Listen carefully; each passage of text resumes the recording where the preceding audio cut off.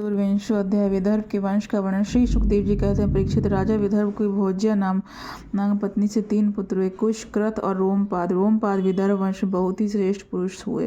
रोमपाद का पुत्र बभ्रू, बभ्रू का कृति, कृति का उशिक और उशिक का चेदी। राजन, इस चेदी के वंश में ही दमघोष एवं शिशुपाल आदि हुए।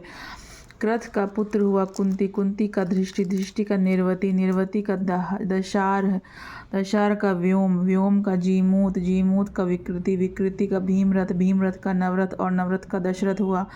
दशरथ से शकुनी, शकुनी से करम्भी, करम्भी से देवरात, देवरात से देवछत्र, देवछत्र से मधु, मधु से कुरुवश और कुरुवश से अनु हुआ। अनु से पुरुहोत्र, पुरुहोत्र से आयु और आयु से सात्वत का जन्म हुआ। परीक्षित सात्वत के 7 पुत्र हुए, भजमान, भजी, दिव्य, वृष्णि, देवावृद्ध, अंधक और महाभोज। भजमान की 2 पत्नियां थीं, एक से 3 पुत्र हुए, निम्लोची, किंकिण, दृष्टि। दूसरी पत्नी से भी 3 पुत्र हुए, शताजीत, सहस्त्रजीत और आयुताजीत। देवावृद्ध के पुत्र का नाम था बभ्रू। देवावृद्ध और बभ्रू के संबंध में यह बात कही जाती है, हमने दूर से जैसा सुन रखा था अब वैसा ही निकट से भी देखते हैं। बभ्रू मनुष्य में श्रेष्ठ और देवावृद्ध देवताओं के समान है। इसका कारण यह है कि बभ्रू और देवावृद्ध से उपदेश लेकर 14,065 मनुष्य परम पद को प्राप्त कर चुके हैं। सात्वत के पुत्रों में महाभोज भी बड़ा धर्मात्मा था, उसी के वंश में भोजवंशी यादव हुए। परीक्षित वृष्णि के 2 पुत्र हुए, सुमित्र और युधाजित। युधाजित के शिनी और अन्नमित्र, ये 2 पुत्र थे। अन्नमित्र से निम्न का जन्म हुआ। सत्राजित और प्रसेन नाम से प्रसिद्ध यदुवंशी निम्न के ही पुत्र थे। अन्नमित्र का एक और पुत्र था जिसका नाम था शिनी, शिनी से ही सत्य का जन्म हुआ। इसी सत्य के पुत्र ययुधान थे जो सात्यकी के नाम से प्रसिद्ध हुए। सात्यकी का जय, जय का कुणी और कुणी का पुत्र युगंधर हुआ। अन्नमित्र के तीसरे पुत्र का नाम वृष्णि था। वृष्णि के 2 पुत्र हुए, श्वफल्क और विचित्ररथ। श्वफल्क की पत्नी का नाम था गांधिनी। उनमें सबसे श्रेष्ठ अक्रूर के अतिरिक्त 12 पुत्र उत्पन्न हुए, आसंग, सारमेय, मृदुविद, गिरि, धर्मवृद्ध, सुकर्मा, क्षेत्रोपेक्ष, अरिमर्दन, शत्रुघ्न, गंधमादन और प्रतिबाहु। इनके एक बहिन भी थी जिनका नाम था सुचिरा। अक्रूर के 2 पुत्र थे, देववान और उपदेव। श्वफल्क के भाई चित्ररथ के पृथु, विदुरथ आदि बहुत से पुत्र हुए जो वृष्णि वंशियों में श्रेष्ठ माने जाते हैं। सात्वत के पुत्र अंधक के 4 पुत्र हुए, कुकुर, अजमान, शुचि और कंबल बरही। उनमें कुकुर का पुत्र वहनी, वहनी का विलोमा, विलोमा का कपोत रोमा और कपोत रोमा का अनु हुआ। तुम्बुरु गंधर्व के साथ अनु की बड़ी मित्रता थी। अनु का पुत्र अंधक, अंधक का दुंदुभि, दुंदुभि का अरिद्योत, अरिद्योत का पुनर्वसु और पुनर्वसु के आहुक नामक एक पुत्र हुआ तथा आहु की नाम की कन्या हुई। आहु के 2 पुत्र हुए, देवक और उग्रसेन। देवक के 4 पुत्र हुए, देववान, उपदेव, सुदेव, देववर्धन।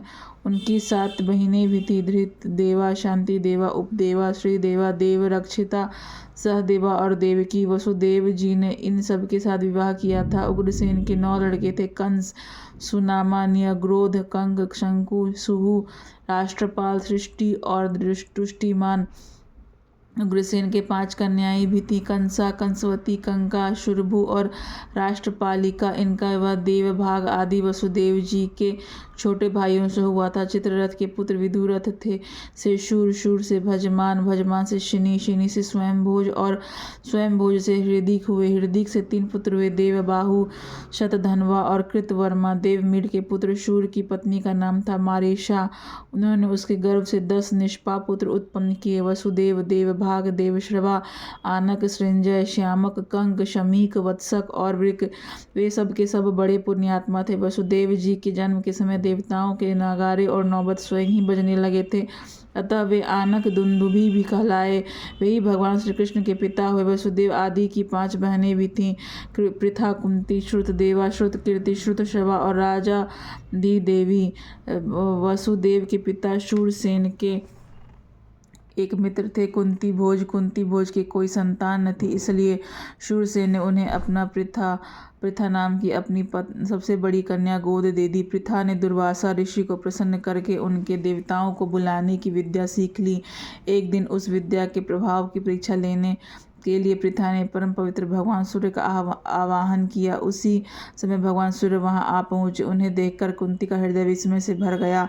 उसने कहा, भगवान मुझे क्षमा कीजिए, मैंने तो परीक्षा करने के लिए ही इस विद्या का प्रयोग किया था। अब आप पधार सकते हैं। सूर्य देव ने कहा, देवी मेरा दर्शन निष्फल नहीं हो सकता, इसलिए हे सुंदरी अब मैं तुझसे एक पुत्र उत्पन्न करना चाहता हूँ। हाँ अवश्य तुम्हारी योनि दूषित न हो, इसका उपाय मैं कर दूंगा। यह कहकर भगवान सूर्य ने गर्भ स्थापित कर दिया और इसके बाद वे स्वर्ग चले गए। उसी समय उसके एक बड़ा सुंदर और तेजस्वी शिशु उत्पन्न हुआ। वह देखने में दूसरे सूर्य के समान जान पड़ता था। पृथा लोक निंदा से डर गई, इसलिए उसने बड़े दुख से उस बालक को नदी के जल में छोड़ दिया। परीक्षित, उसी पृथा का विवाह तुम्हारे परदादा पांडु से हुआ था, जो वास्तव में बड़े सच्चे वीर थे। परीक्षित, पृथा की छोटी बहन श्रुतदेवा का विवाह कुरुष देश के अधिपति पृथशर्मा से हुआ था। उसके गर्भ से दंतवक्त्र नाम का जन्म हुआ। यह वही दंतवक्त्र है जो पूर्व जन्म में सनकादि ऋषियों के शाप से हिरण्याक्ष हुआ था। कैकेय देश के राजा धृष्टकेतु ने श्रुतकीर्ति से विवाह किया था। उससे संतर्दन आदि 5 कैकेय राजकुमार हुए। राजाधि देवी का विवाह जयसेन से हुआ था। उसके 2 पुत्र हुए, विंद और अनुविंद। वे दोनों ही अवंती के राजा हुए। चेदीराज दमघोष ने श्रुतशवा का पाणी ग्रहण किया।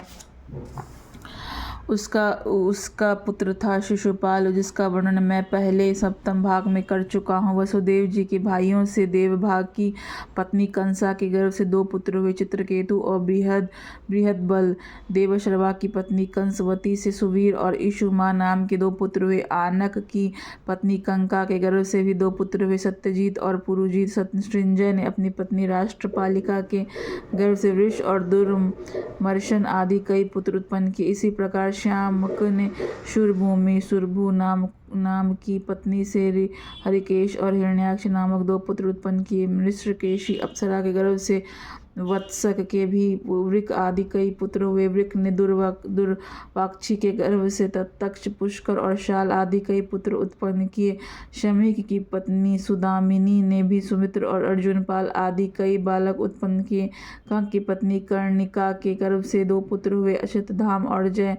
आनक दुंदुभि वसुदेव जी की पौरवी, रोहिणी, भद्रा, मदिरा, रोचना, इला और देवकी आदि बहुत सी पत्नियां थीं। रोहिणी के गर्भ से वसुदेव जी के बलराम, गद, सारण, दुर्मद, विपुल, ध्रुव और कृत आदि पुत्र हुए थे। पौरवी के गर्भ से उनके 12 पुत्र हुए, भूत, सुभद्र, भद्रवा, दुर्मद और भद्र आदि।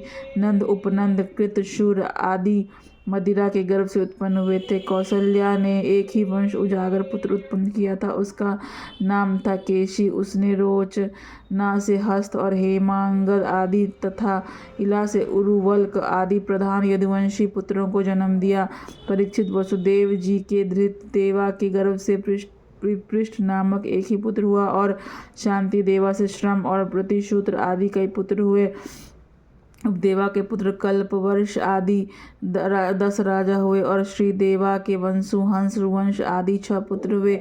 देवरक्षिता के गर्भ से गद आदि 9 पुत्र हुए तथा जैसे स्वयं धर्म ने 8 वसुओं को उत्पन्न किया था, वैसे ही वसुदेव जी ने सहदेवा के गर्भ से पुरुविश्रुत आदि 8 पुत्र उत्पन्न किए। परम उदार वसुदेव जी ने देवकी के गर्भ से भी 8 पुत्र उत्पन्न किए, जिनमें 7 के नाम है कीर्तिमान, सुषेण, भद्रसेन, ऋजु, संमर्दन, भद्र और शेषावतार। श्री बलराम जी उन दोनों के 8वें पुत्र स्वयं श्री भगवान ही थे। परीक्षित, तुम्हारी परम सौभाग्यवती दीदी दादी सुभद्रा भी देवकी जी की ही कन्या थी। जब संसार में धर्म का ह्रास और पाप की वृद्धि होगी, तब सर्वशक्तिमान भगवान श्रीहरि अवतार ग्रहण करते हैं। परीक्षित, भगवान सबके दृष्टा और वास्तव में संग आत्मा ही हैं, इसलिए उनकी आत्मस्वरूपिणी योग माया के अतिरिक्त उनके जन्म अथवा कर्म का और कोई भी कारण नहीं है। उनकी माया विलास ही जीव के जन्म, जीवन और मृत्यु का कारण है और उनका अनुग्रह ही माया को अलग करके आत्मस्वरूप को प्राप्त करने वाला है। जब असुरों ने राजाओं का वेश धारण कर लिया और कई अक्षौहिणी सेना इकट्ठी करके वे सारी पृथ्वी को रौंदने लगे, तब पृथ्वी का भार उतारने के लिए भगवान मधुसूदन बलराम जी के साथ अवतीर्ण हुए। उन्होंने ऐसी ऐसी लीलाएं की जिनके संबंध में बड़े बड़े देवता मन से अनुमान ही नहीं लगा सकते। शरीर से करने की बात तो अलग रही, पृथ्वी का भार तो उतरा ही। साथ ही कलयुग में पैदा होने वाले भक्तों पर अनुग्रह करने के लिए भगवान ने ऐसे परम पवित्र यश का विस्तार किया जिसका गान और श्रवण करने से ही उसके दुख, शोक और अज्ञान सब के सब नष्ट हो जाएंगे। उनका यश क्या है? लोगों को पवित्र करने वाला श्रेष्ठ तीर्थ है। संतों के कानों के लिए तो यह साक्षात अमृत ही है। एक बार भी यदि कान की अंजलियों से उसका आचमन कर लिया जाता है तो कर्म की वासनाएं निर्मूल हो जाती हैं। परीक्षित, भोज, वृष्णि, अंधक, मधु, शूरसेन, दशार, कुरु, सृंजय और पांडुवंशी वीर निरंतर भगवान की लीलाओं की आदरपूर्वक सराहना करते रहते थे।